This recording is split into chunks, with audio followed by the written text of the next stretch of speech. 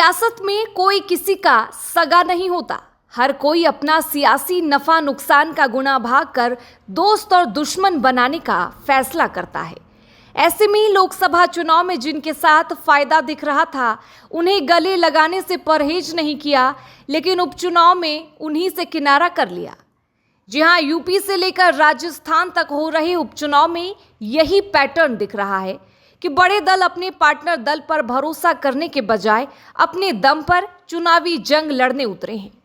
राजस्थान में कांग्रेस ने बीएपी और आरएलपी के साथ मिलकर 2024 का लोकसभा चुनाव लड़ा, लेकिन उपचुनाव में कांग्रेस ने दोनों ही सहयोगी दलों के साथ किनारा कर लिया।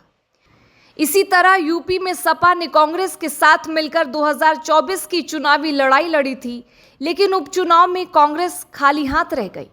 यूपी में बीजेपी ने भी निषाद पार्टी से किनारा कर लिया है।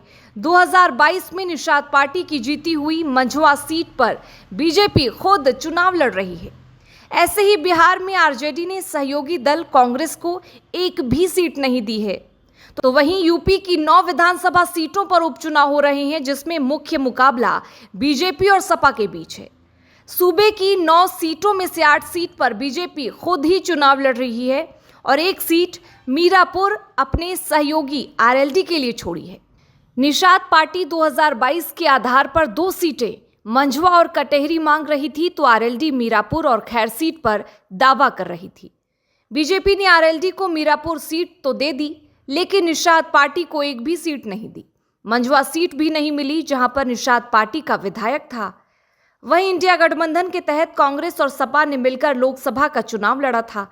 कांग्रेस यूपी की 5 सीटों पर चुनाव लड़ना चाहती है, जिस पर बीजेपी और उसके सहयोगी दल का कब्जा था।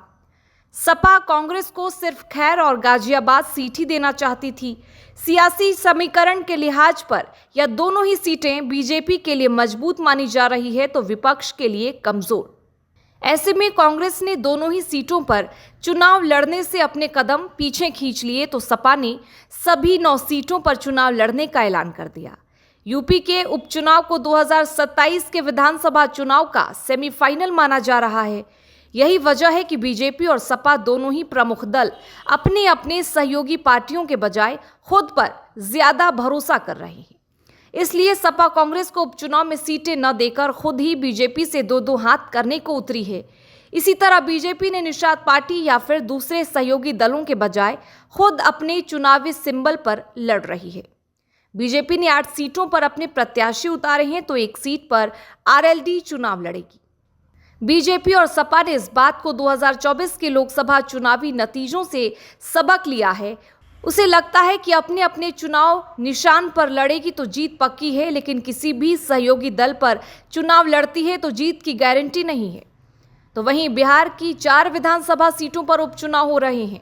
इंडिया गठबंधन के तहत आरजेडी, कांग्रेस, लेफ्ट पार्टियां और वीआईपी एक साथ लोकसभा का चुनाव लड़ी थी, लेकिन अब उपचुनाव में सिर्फ आरजेडी और लेफ्ट ही किस्मत आजमा रही है। 4 में से 3 सीट रामगढ़, बेलागंज और इमामगंज आरजेडी लड़ रही है, तो सीपीआई तरारी सीट से चुनाव लड़ रही है। कांग्रेस और वीआईपी को एक भी सीट नहीं मिली है। बिहार में एक सीट पर कांग्रेस उपचुनाव लड़ना चाहती थी, जिसके लिए इमामगंज सीट मांग रही थी। आरजेडी ने कांग्रेस की डिमांड को नजरअंदाज कर दिया है। इस तरह से आरजेडी ने कांग्रेस से किनारा कर लिया और अपने दम पर किस्मत आजमाने का फैसला किया है।